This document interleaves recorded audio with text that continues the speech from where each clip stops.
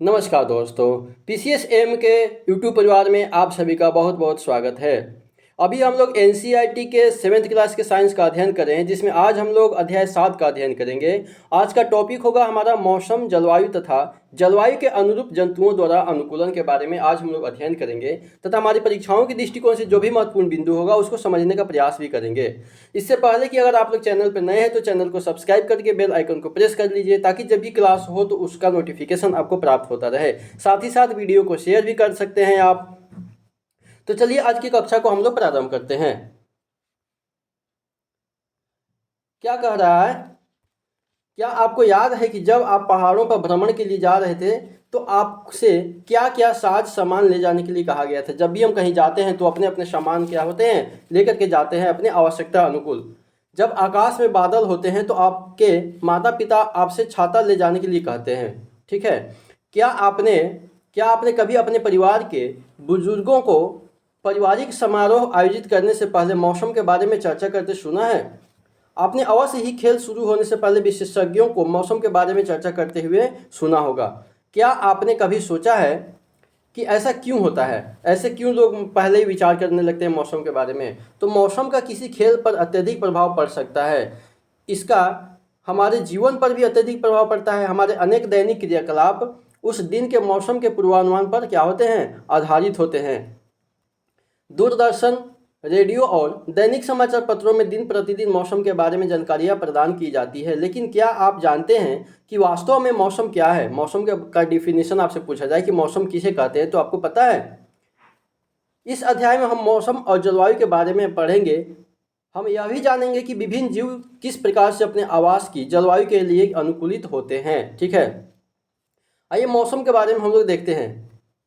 क्या कह रहे हैं कि चित्र संख्या 7.1 में देखेंगे कि किसी दैनिक समाचार पत्र में प्रकाशित मौसम की जानकारी का एक नमूना दिया गया है। हम देखते हैं कि दैनिक मौसम की रिपोर्ट में पिछले 24 घंटे के ताप, आर्द्रता और वर्षा, यदि वर्षा हुई हो तो इसके बारे में जानकारी होती है। मौसम रिपोर्ट में अगले दिन के मौसम के बारे में भी पूर्वानुमान भी प्रकाशित किया जाता है, ठीक है। समाचार पत्र से मौसम की रिपोर्ट का एक नमूना दिखाया गया है, ठीक है। यहाँ पे क्या कर रहा है? मौसम के बारे में दे रहा है कि मौसम की रिपोर्ट भारत मौसम विज्ञान विभाग द्वारा, किसके द्वारा? भारत मौसम विज्ञान विभाग द्वारा तैयार की जाती है। भारत की मौसम की रिपोर्ट जो होता है किसके द्वारा तैयार की जाती है? तो भारत मौसम विज्ञान विभाग के द्वारा तैयार की जाती है। यह विभाग प्रतिदिन विभिन्न स्थानों से वहाँ के ताप, पवन का वेग आदि पर आंकड़े एकत्रित करता है और मौसम के बारे में क्या करता है? पूर्वानुमान लगाता है कि आज का तापमान कैसा है, आज का पवन कैसा है, आज की हवाएं कैसे चल रही है। इसके बाद में क्या होते हैं? वे अपना मौसम का आंकड़ा जारी करते हैं, पूर्वानुमान जारी करते हैं। आइए चित्र संख्या क्रियाकलाप 7.1 को देखते हैं। क्या कह रहा है कि किसी भी समाचार पत्र से पिछले एक सप्ताह के सभी दिनों की मौसम की रिपोर्ट काट लीजिए। यदि आपके घर में समाचार पत्र नहीं आता है तो आप अपने किसी पड़ोसी अथवा मित्र से मांग करके रिपोर्ट को अपनी पुस्तिका में क्या कीजिए? लिख लीजिए। आप पुस्तकालय से भी मौसम की रिपोर्ट एकत्रित कर सकते हैं। सभी कतरनों को कागज की एक शीट अथवा चार्ट पेपर पर क्या कीजिए? चिपका लीजिए। अब सारणी 7.1 में अपने द्वारा एकत्र की गई मौसम संबंधी जानकारी को नोट कीजिए और आपकी सहायता के लिए पहली पंक्ति में एक नमूना दिया गया है। सारणी के सभी कॉलमों में अपने चार्ट के अनुसार क्या कीजिए? आंकड़े को लिखिए। यहाँ पे सारणी 7.1 दिया हुआ है, किसी एक सप्ताह के मौसम का आंकड़ा दिया हुआ है कि किस दिनांक में अधिकतम तापमान कितना था, न्यूनतम तापमान कितना था, न्यूनतम आर्द्रता कितनी थी, अधिकतम आर्द्रता कितनी थी और वर्षा कितना mm में हुआ है, ये सभी लिखना था, ठीक है। क्या कह रहा है कि वर्षा की रिपोर्ट प्रतिदिन नहीं लिखी जाती। वर्षा की जो रिपोर्ट होती है प्रतिदिन नहीं लिखी जाती है, क्योंकि प्रतिदिन वर्षा होती ही नहीं है। यदि आंकड़े उपलब्ध न हो तो वर्षा के स्थान को क्या कर सकते हैं? आप रिक्त छोड़ सकते हैं, खाली छोड़ सकते हैं। अब आइए यहाँ पे वर्षा को क्या कह रहा है? वर्षा को वर्षा मापी नामक यंत्र के द्वारा मापा जाता है। यह मूल रूप से एक मानक सिलेंडर होता है जिसके ऊपर वर्षा जल को एकत्रित करने के लिए एक क्या होता है? कीप लगा होता है, ठीक है। क्या आपके द्वारा बनाई गई सारणी के अनुसार सभी 7 दिन अधिकतम और न्यूनतम तापमान, आर्द्रता और वर्षा के माप समान रहता है? आपकी सारणी में नोट किए गए अधिकतम और न्यूनतम तापमान कुछ दिनों के लिए समान हो सकते हैं, कुछ दिनों के लिए हो सकते हैं, लेकिन सभी दिन नहीं। कोई ज़रूरी नहीं कि सभी दिन मौसम एक ही हो, आर्द्रता एक ही हो, बारिश हो एक ही हो, ऐसा ज़रूरी नहीं है। परंतु सभी प्रचार जैसे कि तापमान, आर्द्रता, वर्षा किन्हीं 2 दिनों के लिए भी समान नहीं होते हैं। सप्ताह भर में इनके काफ़ी परिवर्तन होते रहते हैं। ठीक है, किसी स्थान पर क्या कह रहा है कि किसी स्थान पर तापमान, आर्द्रता, वर्षा, वायु का वेग आदि के संदर्भ में वायुमंडल की प्रतिदिन की परिस्थिति उस स्थान का मौसम कहलाती है। ठीक है, मौसम के डिफिनेशन को पूछे तो क्या कह सकते हैं कि किसी भी स्थान पे तापमान, आर्द्रता, वर्षा, वायु का वेग आदि के संदर्भ में वायुमंडल की प्रतिदिन की परिस्थिति उस स्थान का मौसम कहलाती है। ठीक है, उसको ही मौसम कहते हैं। तापमान, आर्द्रता और अन्य कारक मौसम के घटक कहलाते हैं। किसी स्थान का मौसम दिन प्रतिदिन और सप्ताह दर सप्ताह परिवर्तित होता रहता है। इसलिए हम अक्सर कहते हैं कि आज का मौसम अत्यधिक आर्द्र है अथवा पिछले सप्ताह का मौसम गर्म था। ये हम लोगों ने बात करते हुए अक्सर सुनते हैं। ठीक है, इस पर चर्चा करते रहते हैं। मौसम एक अत्यंत जटिल परिघटना है। यह क्षण भर में परिवर्तित हो जाता है और कभी कभी यह तो हो सकता है कि सुबह के समय धूप निकलती हो, लेकिन अचानक ही बादल आ जाए और तेज बारिश होने लगती है। ठीक है, अथवा तेज वर्षा अचानक से बंद भी हो सकती है और चटक धूप निकल भी जाती है। ठीक है, ये मौसम के ऊपर डिपेंड करता है। आपको अवश्य ही अनेक ऐसे अनुभव भी हुए होंगे। ऐसे किसी अनुभव को याद करने का प्रयास भी कीजिए और अपने मित्रों को इसके बारे में बताइए। चूंकि मौसम इतना जटिल परिघटना है, अतः इसका पूर्वानुमान लगाना क्या हो जाएगा, आसान कार्य नहीं होता है। ठीक है, अब चित्र संख्या 7.2 में दिए गए ग्राफ को देखिए। ठीक है, देखेंगे उसको हम लोग। क्या कह रहा है कि 3 अगस्त 2006 से 9 अगस्त 2006 तक शिलोंग, ठीक है, शिलोंग जो कि मेघालय में पड़ता है, शिलोंग मेघालय में रिकॉर्ड किए गए अधिकतम तापमान को दिखाया गया है। ठीक है, 3 अगस्त 2006 से 9 अगस्त 2006 के बीच में दिखाया गया है। ठीक है, ये आपका यहाँ पे 3 से 9 अगस्त 2006 की समय अवधि में अधिकतम तापमान में परिवर्तन को दर्शाता है। यहाँ पे ग्राफ दिखाया गया है। ठीक है, ये ग्राफ दिखाया गया है। ठीक है, यहाँ पे 3 तारीख को अधिकतम कितना था, 26 डिग्री टेम्परेचर था। फिर 4 तारीख को कितना था, 23.5 था। उसके बाद में फिर 5 तारीख को इसी तरह करते करते टेम्परेचर दिखाया गया है। ठीक है, आगे क्या कह रहा है कि जैसा भी मौसम की रिपोर्ट से स्पष्ट होता है कि अधिकतम और न्यूनतम तापमान को प्रतिदिन रिकॉर्ड किया जाता है। क्या आप जानते हैं कि इस तापमान को कैसे रिकॉर्ड किया जाता है? अध्याय 4 में आपने पढ़ा था कि इस कार्य के लिए विशेष तापमापी होते हैं जिसे अधिकतम न्यूनतम तापमापी कहते हैं। पिछली कक्षाओं में हम लोगों ने इन सभी के बारे में अध्ययन भी किया था। अगर पिछली वाली कक्षाएं आप लोग नहीं देखें तो उन सब क्लासेस को देख लीजिए, आपको कुछ ना कुछ सीखने को अवश्य ही मिलेगा। क्या आप अनुमान लगा सकते हैं कि दिन भर में किस समय तापमान अधिकतम और किस समय न्यूनतम होता है? ठीक है, आप सोचिए कि दिन में जब दिन होती है तो दिन में कब अधिकतम तापमान होता है और कब न्यूनतम तापमान होता है। दिन का अधिकतम तापमान सामान्यतः अपराह्न में अर्थात दोपहर के बाद होता है। दिन का जो अधिकतम तापमान होता है क्या होता है, लगभग 12 बजे के बाद होता है। जबकि न्यूनतम तापमान सामान्यतः प्रातः यानी कि भोर में होता है, सुबह में होता है। क्या अब आप समझ गए हैं कि गर्मियों में दोपहर के बाद हम गर्मी से इतने बेहाल क्यों हो जाते हैं, जबकि सुबह के समय अपेक्षाकृत मौसम सुहावना लगता रहता है? क्या आपने कभी सूर्योदय और सूर्यास्त के समय के बारे में सोचा है? आप जानते हैं कि सर्दियों में सायंकाल अंधेरा जल्दी क्यों हो जाता है? जब सर्दी का दिन होता है तो शाम जो होता है जल्दी ही अंधेरा हो जाता है और आपको खेलने के लिए अधिक समय भी नहीं मिल पाता है। क्या सर्दियों में दिन की अवधि गर्मियों की अपेक्षा कम होती है? अध्याय के अंत में दिए गए परियोजना कार्य को पूरा करके इसका स्वयं पता लगाने का प्रयास भी करेंगे हम लोग। आइए अब जलवायु के बारे में देख लेते हैं कि जलवायु किसे कहते हैं। मौसम विज्ञानी प्रतिदिन मौसम संबंधी आंकड़ों को रिकॉर्ड करते हैं और पिछले अनेक दशकों के मौसम के रिकॉर्ड पे क्या करते हैं, रिकॉर्ड को सुरक्षित रखते हैं। इसके पहले यहाँ पे दिया हुआ है, इसके बारे में थोड़ा सा हम लोग देख लेते हैं क्या दिया हुआ है। कह रहा है कि मौसम में सभी परिवर्तन सूरज के कारण होते हैं। मौसम में सभी परिवर्तन किसके कारण होते हैं? सूरज के कारण होते हैं। सूरज अत्यधिक उच्च ताप पर गर्म गैसों का विशाल गोला होता है। सूरज की हमसे दूरी बहुत अधिक है, परंतु सूरज द्वारा उत्सर्जित ऊर्जा इतनी अधिक है कि पृथ्वी से इतनी दूरी होने के बावजूद भी सूरज हमारे लिए समस्त ऊष्मा और प्रकाश का क्या है, स्रोत है। अतः सूरज ऊष्मा ऊर्जा का प्राथमिक स्रोत है जो मौसम में परिवर्तन लाता है। सूरज के पृथ्वी के थल क्षेत्र, समुद्रों और वायुमंडल द्वारा अवशोषित और परावर्तित की जाने वाली ऊर्जा भी किसी स्थान पर मौसम को निर्धारित करने में क्या करती है, महत्वपूर्ण भूमिका निभाती है। यदि आप समुद्र के समीप रहते हैं तो आपने यह भी अनुभव किया होगा कि आपके स्थान का मौसम रेगिस्तान अथवा पहाड़ी क्षेत्र के आसपास के मौसम से क्या होता है, काफ़ी भिन्न होता है। ठीक है, आगे देखते हैं। इनमें से किसी स्थान के मौसम के पैटर्न यानी कि प्रतिरूप का निर्धारण करने में हमको सहायता मिलती है। किसी स्थान के मौसम की लंबी अवधि जैसे 25 वर्ष में एकत्रित आंकड़ों के आधार पर बना मौसम पैटर्न उस स्थान की जलवायु कहलाता है। क्या कह रहा है कि किसी स्थान के मौसम की लंबी अवधि जैसे कि 25 वर्ष, 30 वर्ष, 50 वर्ष में एकत्रित आंकड़ों के आधार पे बना जो मौसम का पैटर्न होता है, उस स्थान की जलवायु, उस स्थान को क्या कहते हैं? जलवायु कहते हैं। यदि हम पाते हैं कि किसी स्थान का तापमान अधिकांश समय क्या रहता है? उच्च रहता है, तो हम कह सकते हैं कि उस स्थान की जलवायु बहुत ही गर्म है। यदि इसके अतिरिक्त उस स्थान पर अधिकांश दिनों में भारी वर्षा भी होती रहती है, तो हम कह सकते हैं कि उस स्थान की जलवायु गर्म और आर्द्र भी है। ठीक है। सारणी 7.2 और 7.3 में हमने भारत के 2 शहरों की जलवायु परिस्थितियों का विवरण दिया है। प्रत्येक माह के लिए औसत तापमान की गणना 2 चरणों में की जाती है। हम पहले माह के प्रत्येक दिन के लिए रिकॉर्ड किए गए तापमान का औसत भी निकालेंगे। ठीक है। यहाँ पे 7.2 में श्रीनगर यानी कि जम्मू और कश्मीर जलवायु के बारे में बताया गया है। ठीक है। यहाँ पे कि जनवरी में कितना दैनिक और न्यूनतम तापमान था, दैनिक अधिकतम कितना था, ये सभी आंकड़े यहाँ पे दिया गया है। ठीक है। आगे क्या कह रहा है? उसके बाद हम पिछले कई वर्षों में उसी माह के लिए अनेक वर्षों के औसत तापमानों की भी गणना करते हैं। इससे हमें औसत यानी कि मध्यमान तापमान मिल जाता है। 2 स्थान जैसे जम्मू और कश्मीर और श्रीनगर और केरल में तिरुवनंतपुरम। ठीक है। 7.2 और 3 में देखने पर हम आसानी से जम्मू और कश्मीर और केरल के औसत तापमान में अंतर को देख सकते हैं।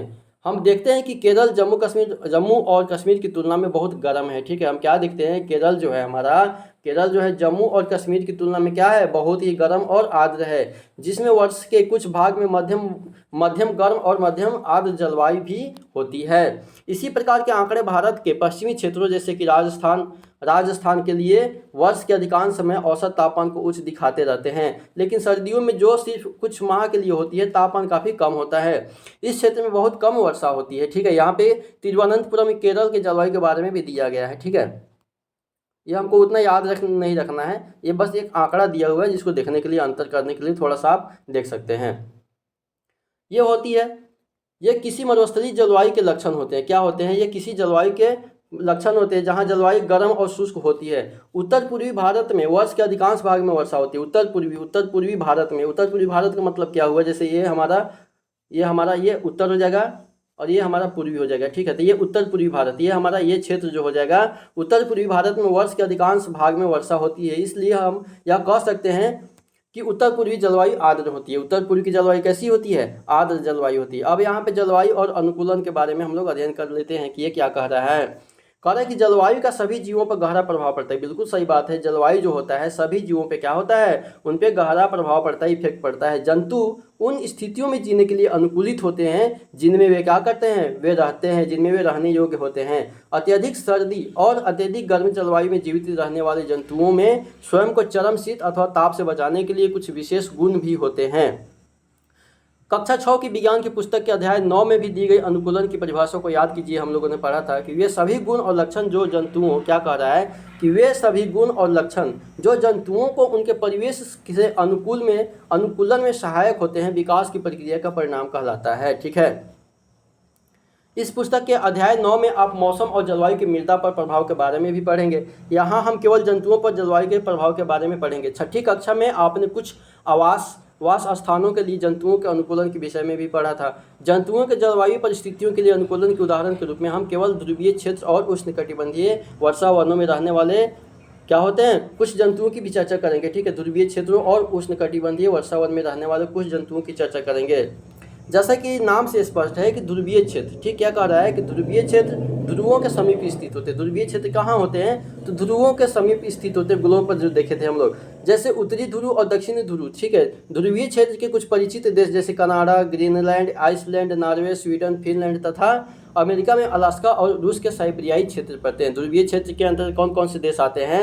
ध्रुवीय क्षेत्र के अंतर्गत Greenland, Canada, Iceland, Norway, Sweden, Finland तथा अमेरिका में अलास्का और रूस के साइबेरियाई क्षेत्र आते हैं ध्रुवीय क्षेत्र के अंतर्गत।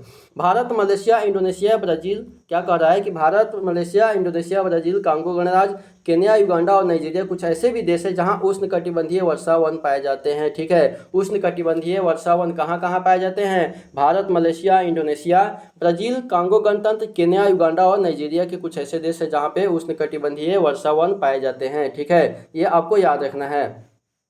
आइए क्रियाकलाप 7.2 देख लेते हैं। क्या कह रहा है कि विश्व का मानचित्र लीजिए और ध्रुवीय क्षेत्रों को नीले रंग से, ध्रुवीय क्षेत्र को किस रंग से, नीले रंग से दिखाइए। क्या इसी प्रकार उष्णकटिबंधीय क्षेत्रों को भी लाल रंग से दिखाइए। ध्रुवीय क्षेत्र को नीले रंग से, उष्णकटिबंधीय क्षेत्र को लाल रंग से दिखाने का कह रहा है। आइए ध्रुवीय क्षेत्र को देख लेते हैं कि ध्रुवीय क्षेत्र कहते किसे हैं। ध्रुवीय क्षेत्रों में चरम जलवायु पाई जाती है, चरम जलवायु पाई जाती है। ये क्षेत्र सदैव बर्फ से ढके रहते हैं। ध्रुवीय क्षेत्रों में चरम जलवायु पाई जाती है। ये क्षेत्र हमेशा बर्फ से ढके हो जाते हैं और यहाँ वर्ष के अधिकांश भाग में अत्यधिक सर्दी रहती है। ठीक है, ध्रुवों पर 6 महीने तक सूर्यास्त भी नहीं होता है और बाकी 6 महीने तक सूर्योदय भी नहीं होता है। आप सोच लीजिए वहाँ कैसे लोग रहते हैं। सर्दियों में तापमान -37 डिग्री सेंटीग्रेड तक हो जाता है। यहाँ रहने वाले जंतु इन चरम स्थितियों के लिए अनुकूलित भी हो गए हैं। आइए हम ध्रुवीय भालू यानी कि पोलर बियर और पेंगुइन के कुछ उदाहरण देख लेते हैं जो ध्रुवीय क्षेत्र में रहते हैं। ध्रुवीय भालू, और जिसको पोलर बियर भी कहते हैं और पेंगुइन भी कहते हैं, ठीक है, जो ध्रुवीय क्षेत्रों में रहते हैं।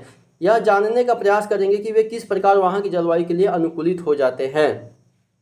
ध्रुवीय भालू के सारे शरीर पे क्या होते हैं, सफ़ेद बाल यानी फर होते हैं, जिससे वे बर्फ की सफ़ेद श्वेत पृष्ठभूमि में आसानी से दिखाई भी नहीं देते हैं। इससे उन्हें अपने परभक्षियों यानी शत्रुओं से बचाव करने में भी क्या होती है, सहायता मिलती है। साथ ही इससे उनके अपने शिकार को पकड़ने में भी सहायता मिलती है। उन्हें चरम शीत से बचाने के लिए इन्हें बाल यानी फर की 2 मोटी परतें होती है, जिससे ठंडी से उनको बचाव हो सके। इनकी त्वचा जो होती है, त्वचा के नीचे वसा की एक परत भी होती है। वास्तव में ध्रुवीय भालू का शरीर इतनी अच्छी तरह से शीतरोधी होता है कि वे धीमे धीमे चलते हैं ताकि उनके शरीर का ताप आवश्यकता से अधिक ना हो जाए। ये शरीर को बहुत अधिक गर्म हो जाने से बचाने के लिए अक्सर क्या करते हैं, विश्राम करते जाते हैं। ठीक है, गर्म मौसम में क्या कह रहा है कि गर्म मौसम में भौतिक क्रियाकलापों के बाद ध्रुवीय भालुओं को अपने शरीर को ठंडा करना पड़ता है। अतः ध्रुवीय भालू समुद्री जल में तैरते रहते हैं और ये अच्छे तैराक भी होते हैं। इनके पंजे चौड़े और बड़े होते हैं जो न केवल अच्छी तरह से तैरने में इनकी सहायता करते हैं बल्कि क्या करते हैं, यहाँ पे ध्रुवीय भालू में अनुकूलन क्षमता दिया हुआ है। ठीक है, इसमें क्या क्या दिया हुआ है, इनके ध्रुवीय भालू के बारे में दिया हुआ है कि इसके परभक्षी और शिकार इसे आसानी से देख नहीं पाते हैं। ठीक है, इसके शरीर पर बालों की 2 मोटी मोटी परतें होती है। यह सर्द मौसम में इसे गर्म रखती है। ठीक है, सफ़ेद बालों के कारण सफ़ेद बर्फ की पृष्ठभूमि में यह आसानी से दिखाई भी नहीं देता है, छुप जाते हैं। इसमें सूंघने की शक्ति यानी कि घ्राण शक्ति तीव्र होती है, तेजी से होती है। यह भालू को अपने शिकार को ढूंढने और पकड़ने में क्या होती है, सहायता करते हैं। इसके नख नाखून मुड़े हुए और लंबे और पैने होते हैं। ठीक है, जिससे वो शिकार को पकड़ सकते हैं या इन्हें बर्फ पर चलने में भी सहायता करते हैं। ठीक है, इनके नाखून जो होते हैं, इनकी त्वचा के नीचे वसा की एक परत भी होती है। इसका शरीर शीतरोधी होता है और इसे गर्म क्या करता है, गर्म रखता है। ठीक है, आगे क्या कर रहा है, बल्कि उन्हें बर्फ में चलने में भी क्या होती है, सहायता होती है। तैरते समय वे अपने नाखूनों को बंद करके लंबे समय तक पानी के अंदर रह सकते हैं। ध्रुवीय भालू की सूंघने की शक्ति तीव्र होती है, जिससे वे भोजन के लिए अपने शिकार को आसानी से खोज और पकड़ सकता है। हम ध्रुवीय भालू के अनुकूलनों को चित्र 7.3 में दिखाए गए जो कि देख लिए हैं, प्रवाह चित्र द्वारा आसानी से समझ सकते हैं। ध्रुवीय क्षेत्र का एक अन्य परिचित जंतु पेंगुइन है। पेंगुइन चित्र संख्या 7.4 में भी दे रहे हैं। ये भी सफ़ेद श्वेत होते हैं। ये पेंगुइन का चित्र दिखाया गया, पेंगुइन का झुंड दिखाया गया। ठीक है, ये भी क्या होते हैं, ये भी सफ़ेद होते हैं जो आसानी से बर्फ की सफ़ेद पृष्ठभूमि में क्या होते हैं, मिल जाते हैं। इनके शरीर में भी स्वयं को सर्दी से बचाने के लिए मोटी त्वचा और अत्यधिक वसा होती है। आपने पेंगुइन के झुंडों के चित्र को देखे होंगे। स्वयं को गर्म रखने के लिए वे ऐसा करते हैं। याद कीजिए कि जब आप क्या करते हैं, खचाखच भरे किसी कमरे या हॉल में होते हैं तो आप कितना गर्म महसूस करते हैं। ध्रुवीय भालू की तरह ही पेंगुइन भी अच्छे तैराक होते हैं। इनका शरीर धारा रेखी होता है और इनके पैरों में जाल जैसा बना होता है, जिससे ये अच्छे तैराक होते हैं। जैसे यहाँ पे देखिए, ये इनके नाखून दिखाया गया है। ठीक है, पेंगुइन के पैर को दिखाया गया है। आगे क्या कर रहा है, आगे कह रहा है कि ध्रुवीय क्षेत्र में रहने वाले अन्य जंतुओं में अनेक प्रकार की जैसे मछलियाँ होती है, कस्तूरी मृग होते हैं, रेनडियर होते हैं, लोमड़ी होते हैं, सील होते हैं, व्हेल तथा अन्य कई प्रकार के पक्षी सम्मिलित होते हैं जो ध्रुवीय क्षेत्रों में रहते हैं। नोट कीजिए कि जहां मछली ठंडे जल में लंबे समय तक रह सकती है, वहीं पक्षियों को जीवित रहने के लिए अपने शरीर को गर्म रखना आवश्यक होता है। इसी कारण अनेक प्रकार के पक्षी सर्दियों के आते ही अपेक्षाकृत गर्म स्थानों पर क्या हो जाते हैं, प्रवास कर लेते हैं, एक जगह से दूसरे जगह पर चले जाते हैं। सर्दियाँ समाप्त होने पर वे पुनः अपने आवास पर क्या होते हैं, वापस लौट जाते हैं। शायद आप जानते होंगे कि भारत ऐसे अनेक पक्षियों का प्रवास स्थान है जहाँ साइबेरियाई क्रेनों के बारे में आपने सुना ही होगा, जो साइबेरिया से राजस्थान में भरतपुर और हरियाणा में सुल्तानपुर जैसे स्थानों पर सर्दियों में क्या होते हैं, प्रवास के लिए आते हैं। कुछ पक्षी उत्तर पूर्व के कुछ आर्द्र स्थानों और भारत के कुछ अन्य स्थानों में भी प्रवास के लिए आ जाते हैं। चित्र संख्या 7.6 में देख लेंगे हम लोग, ठीक है। यहाँ पे 7.6 में प्रवासी पक्षी अपने आवास तथा उड़ान में दिखाया गया है, ठीक है। यहाँ पे प्रवासी पक्षी दिखाया गया है, ये सभी प्रवासी पक्षी है। अब आइए यहाँ पे उष्णकटिबंधीय वर्षावन के बारे में देख लेते हैं कि उष्णकटिबंधीय वर्षावन क्या होता है। कह रहा है कि उष्णकटिबंधीय क्षेत्रों की जलवायु सामान्यतः गर्म होती है। उष्णकटिबंधीय क्षेत्रों की जलवायु कैसी होती है, सामान्यतः गर्म होती है, क्योंकि ये क्षेत्र भूमध्य रेखा के आसपास स्थित होते हैं। ये क्षेत्र भूमध्य रेखा के आसपास स्थित होते हैं, ठीक है। यहाँ पे इसको देख लेते हैं, क्या कह रहा है कि प्रवासी पक्षी के बारे में दे रहा है, इसको देख लेते हैं। कह रहे कि कुछ प्रवासी पक्षी अपने आवास की चरम जलवायु परिस्थितियों से बचने के लिए 15,000 किलोमीटर तक की यात्रा भी करते हैं, ठीक है। ये कोई साधारण डिस्टेंस नहीं होती है, 15,000 किलोमीटर अपने आप में बहुत होती है। सामान्यतः ये अधिक ऊंचाई पर उड़ान भरते हैं जहां वायु प्रवाह उड़ान में सहायक होता है। इस ऊंचाई की शीत स्थितियाँ उनकी उड़ान पेशियों द्वारा उत्पन्न ऊष्मा का विसरण आसानी से कर देती है। लेकिन आश्चर्य की बात है कि प्रवासी पक्षी वर्ष दर वर्ष एक ही स्थान पर कैसे आते रहते हैं, यह एक रहस्य वाली भी बात है। ऐसा लगता है कि इन पक्षियों में दिशा का सहज बोध होता है, दिशा देखने की उनमें क्षमता होती है और ये जानते हैं कि किस दिशा में उड़ना भी है। मार्गदर्शन के लिए संभवतः कुछ भू चिन्हों लैंडमार्क का भी उपयोग करते होंगे। संभवतः अनेक पक्षियों को दिन में सूरज और रात्रि में तारों से कुछ मार्गदर्शन भी मिलता है। इसके भी कुछ प्रमाण हैं कि पक्षी दिशा का पता लगाने के लिए पृथ्वी के चुंबकीय क्षेत्रों का उपयोग करते हैं। लेकिन केवल पक्षी ही ऐसे जंतु नहीं है जो प्रवास करते हैं। अनेक स्तनधारी जीव, अनेक प्रकार की मछलियां और कीट भी अधिक अनुकूल जलवायु की तलाश के लिए मौसम रूप में प्रवास भी करते हैं, ठीक है। यहाँ पे देख लेते हैं कि सबसे सर्द महीने में भी तापमान सामान्यतः 15 डिग्री सेंटीग्रेड से अधिक रहता है। गर्मियों में तापमान 40 डिग्री सेंटीग्रेड से अधिक रहता है, ठीक है। वर्ष भर दिन और रात की लंबाई लगभग बराबर होती है। इन क्षेत्रों में प्रचुर मात्रा में क्या होती है, वर्षा होती रहती है। इस क्षेत्र की एक प्रमुख विशेषता उष्णकटिबंधीय वर्षावन है। उष्णकटिबंधीय वर्षावन भारत में पश्चिमी घाटों और असम में पाया जाता है। उष्णकटिबंधीय वर्षावन कहाँ पाए जाते हैं, भारत में पश्चिमी घाट और असम में पाए जाते हैं। इसके अतिरिक्त ऐसे वन दक्षिण पूर्व एशिया, मध्य अमेरिका और मध्य अफ्रीका में भी पाए जाते हैं। सतत गर्मी और वर्षा के कारण इन क्षेत्रों में विभिन्न प्रकार के पादप और जंतु भी पाए जाते हैं। वर्षा वनों में पाए जाने वाले प्रमुख प्रकार के जंतुओं में जैसे बंदर होते हैं, कपी, गुरिल्ला, चीता, हाथी, तेंदुआ, छिपकली, सर्प, पक्षी और कीट होते हैं। आइए अब हम गर्म आर्द्र जलवायु के लिए इन जंतुओं के अनुकूलन के बारे में अध्ययन करें। वर्षावन में जलवायु परिस्थितियां अनेक किस्मों के जंतुओं की विशाल जनसंख्या के जीवन यापन के लिए अत्यधिक क्या होते हैं, उपयुक्त होते हैं। चूंकि जंतुओं की जनसंख्या अधिक होती है, अतः उनमें भोजन और आश्रय के लिए सघन प्रतिस्पर्धा होती है। अनेक जंतु वृक्षों पर रहने के लिए क्या करते हैं, अनुकूलित होते हैं। लाल नेत्रों वाले मेढक के पैर के तलवे चिपचिपे होते हैं जो उन्हें उन वृक्षों पर चढ़ने में सहायता करते हैं जिस पर वे रहते हैं, ठीक है। चित्र संख्या 7.7 में यहाँ पे लाल नेत्र वाले मेढक दिखाया गया है, ठीक है। वृक्षों पर रहने में सहायता के लिए बंदरों की लंबी पूंछ होती है जो शाखाओं को पकड़ने में क्या होती है, सहायता करती है। इनके हाथ पैर ऐसे होते हैं जिससे ये आसानी से शाखाओं को थामे रहते हैं, ठीक है। क्योंकि इन वनों में आवास करने वाले जंतुओं में भोजन के लिए परस्पर स्पर्धा होती रहती है, लड़ाई होती रहती है एक दूसरे में। कुछ ऐसे जंतु भी होते हैं जो भोजन को प्राप्त करने के लिए अनुकूलित होते हैं जहां अन्य जंतु आसानी से नहीं पहुंच सकते हैं। उदाहरण के लिए टुकन नामक पक्षी की लंबी बड़ी चोंच होती है, ठीक है, जिसकी सहायता से वह ऐसी शाखाओं में लगे फलों तक पहुंच सकता है जो बहुत कमज़ोर होती है और उसका भार सह भी नहीं सकता है, ठीक है। टुकन नामक पक्षी यहाँ पे दिखाया गया है, ठीक है। इनकी लंबी चोंच होती है, टुकन पक्षी इनका नाम है। आगे क्या करेंगे, उष्णकटिबंधीय वनों में पाए जाने वाले अनेक जंतुओं में सुनने की संवेदनशील शक्ति, तीव्र दृष्टि, मोटी त्वचा और ऐसे वर्ण यानी कि रंग की त्वचा होती है जो उन्हें आसपास के क्षेत्रों के साथ मिल करके छद्मावरण करने में सहायता होती है और उनकी परभक्षियों से रक्षा भी करती है। उदाहरण के लिए बिलाव परिवार के जंतु जैसे शेर और चीता में मोटी खाल होती है तथा उनकी सुनने की शक्ति क्या होती है, संवेदनशील होती है, ठीक है। यहाँ पे लाइन टेल्ड लंगूर मंकी का चित्र दिखाया गया है, ठीक है। लाइन टेल्ड लंगूर जिससे दाढ़ी वाला एप भी कहते हैं, पश्चिमी घाट के वर्षा वनों में पाया जाता है। इसकी सबसे प्रमुख विशेषता इसकी चांदी जैसे सफ़ेद श्वेत ऑयल है जो सिर के चारों ओर गालों और चिबुक ढोड़ी तक रहती है। यह वृक्षों पर आसानी से चढ़ जाता है और अपने जीवन का अधिकांश समय वृक्षों पर ही व्यतीत करता रहता है। यह मुख्यतः फल खाता है, बीज, कोमल पत्तियां, तने, पुष्प और कलिकाएं भी खाता है। लायन टेड लंगूर वृक्षों की छाल में वास करने वाले कीटों की तलाश में रहता है। चूंकि ये लंगूर वृक्षों पर पर्याप्त भोजन जुटा पाने में समर्थ होते हैं, अतः वे भूमि पर ज्यादा कदा ही आते रहते हैं। भारतीय उष्णकटिबंधीय वर्षावन एक अन्य परिचित जंतु हाथी है। वहाँ का हाथी अनेक प्रकार से वर्षावनों की परिस्थितियों के लिए अनुकूलित होते हैं। इसकी सूंड को ध्यान से देखिए, जिसका उपयोग वह नाक के रूप में करता है। लंबी सूंड से इसकी सूंघने की शक्ति बहुत अच्छी होती है। हाथी द्वारा सूंड का उपयोग भोजन को उठाने के लिए भी किया जाता है। यद्यपि इसके बाह्य दांत, जिन्हें रदनक कहते हैं, वास्तव में रूपांतरित दांत ही है। ठीक है, इन दांतों से हाथी अपनी पसंद के वृक्षों की छाल को आसानी से छील सकते हैं। अतः भोजन के लिए स्पर्धा के बावजूद हाथी आसानी से अपना भोजन जुटाने में समर्थ होता है। हाथी के लंबे बड़े कान बहुत हल्की ध्वनि को भी सुन सकने में सहायता होती है। वर्षावनों की गर्म और आर्द्र जलवायु में हाथी को ठंडा रखने में भी उसके कान सहायक होते हैं। ठीक है, तो चलिए आज का कक्षा में यहीं पे समाप्त करते हैं। थोड़ा बहुत तो सीखने को मिला ही होगा। हम उम्मीद करेंगे आप लोगों को अगर वीडियो अच्छा लगा तो वीडियो को शेयर कर सकते हैं, लाइक कर सकते हैं।